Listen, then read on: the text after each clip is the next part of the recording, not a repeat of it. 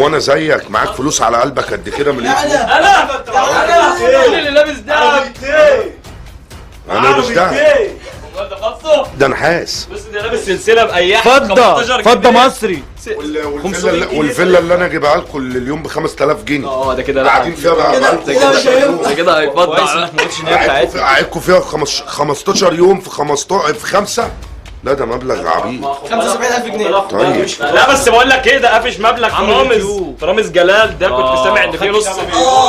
خدت كام بيقا؟ في 2 مليون. جلال بيقا. انا خدت من رامز جلال. انا ولا شفت رامز جلال ده اصلا. ازاي؟ كل الناس شافت. انا رامز لسه رن عليا امبارح وقال لي ال $5000 اللي كانوا في جيب حمو بيكا دول انا اللي حط جنبهم 3 اصفار. ده الرقم اللي حمو بيكا قفشه في الحلقه. 3 اصفار؟ بس هم كانوا واخدينهم استفتاح عشان ما كانش معاه فاكهه. ايوه ما كنتش قعدت في الاوضه السوداء اللي احنا فيها دي. لا ما الاوضه دي عشان تغسل عينك.